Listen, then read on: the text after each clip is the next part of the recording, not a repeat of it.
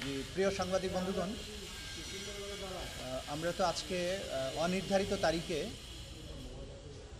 একজন আসামিকে গ্রেপ্তার করে আদালতে উপস্থাপন করা হয়েছে এবং তার প্রেক্ষিতেই আমরা এখানে আপনাদের সামনে এসেছি।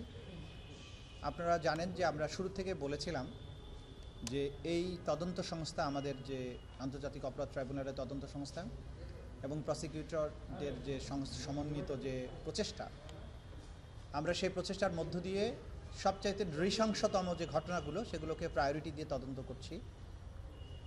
আমাদের তদন্ত সংস্থা তদন্ত করে বের করেছেন যে আশুলিয়াতে 5ই আগস্ট ছয়জন তরুণকে গুলি করে হত্যা করে ঠান্ডা মাথায় তাদেরকে প্রথমে একটা রিক্সা ভ্যানের উপরে একটার পর একটা লাশের উপরে রেখে ত্রিপল দিয়ে ঢেকে আবার এই সব কয়েকটা লাশকে আরেকটা পুলিশ ভ্যানের উপরে এরকম ছুঁড়ে ছুঁড়ে ফেলা হয়েছিল।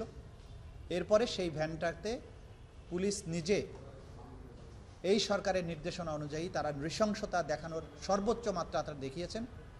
তাদেরকে ওই পুলিশ ভ্যানে উঠিয়ে পেট্রোল ঢেলে সেই লাশগুলোতে আগুন লাগিয়ে দেন এবং সেই লাশগুলো পুড়ে যায়। আমরা প্রত্যক্ষদর্শীদের বিবরণ এখানে সংগ্রহ করেছি এবং সেই বিবরণ থেকে স্পষ্ট তারা বলেছেন যে যখন এই লাশগুলোকে আগুন দেওয়া হচ্ছিল তখন তার মধ্যে একজন ছেলে জীবিত ছিল এবং এই জীবিত থাকা অবস্থাতেই তার গায়ে পেট্রোল ঢেলে আগুনটা জ্বালানো হয়। জুলাই আগস্টের বাংলাদেশে সংগঠিত যে নারকীয় হত্যাযজ্ঞ এবং নারকীয় বিভৎসতা, যেটা তদানীন্তন প্রধানমন্ত্রী সহ সরকারের উচ্চপদস্থদের নির্দেশে এই পুলিশ বাহিনী সংগঠিত করেছে, তার নৃশংসতার প্রমাণ এটা। সেই নৃশংসতার সাথে সরাসরি যে ব্যক্তি জড়িত, যে ব্যক্তিবর্গ জড়িত, তাদের মধ্যে দুজনকে গতকালকে গ্রেপ্তার করা হয়েছে। তার একজন হচ্ছে কনস্টেবল মুকুল চোকদার।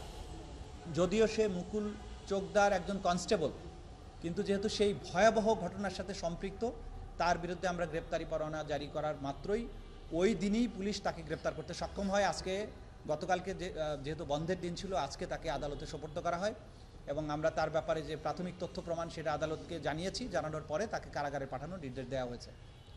আরও একজন মালেক কনস্টেবল, সে কিশোরগঞ্জ থেকে গ্রেপ্তার হয়েছে।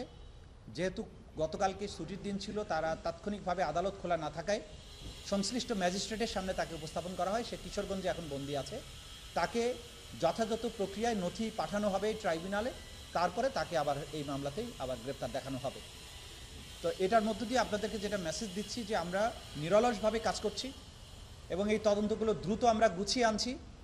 খুব তাড়াতাড়ি ইনশাআল্লাহ আমরা এই তদন্ত কার্যগুলো চূড়ান্ত প্রতিবেদন, যে অর্থাৎ তদন্ত যে প্রতিবেদন, সেগুলোকে চূড়ান্ত করতে সক্ষম হব এবং আমরা দ্রুততম সময়ের মধ্যে আনুষ্ঠানিক বিচার প্রক্রিয়া শুরু করতে পারব। আমরা জাতির কাছে আমাদের তদন্ত সংস্থার প্রতি, প্রসিকিউশন ইউনিটের প্রতি, ট্রাইব্যুনালের প্রতি আপনাদের আস্থা রাখার জন্য আমরা আহ্বান জানাচ্ছি। প্রথম দিকে যেটা হচ্ছিল যে আসামি পালিয়ে যাচ্ছিল, তার প্রেক্ষিতে আমরা কিছু সতর্কতামূলক ব্যবস্থা গ্রহণ করেছিলাম এবং আমাদের আইনশৃঙ্খলা রক্ষাকারী বাহিনী সেই ব্যাপারে আমাদের সর্বাত্মক সাহায্য করেছেন, যে কারণে গ্রেপ্তারি পরোয়ানা জারি হওয়া মাত্রই অন্তত দুজনকে গ্রেপ্তার করা গেছে।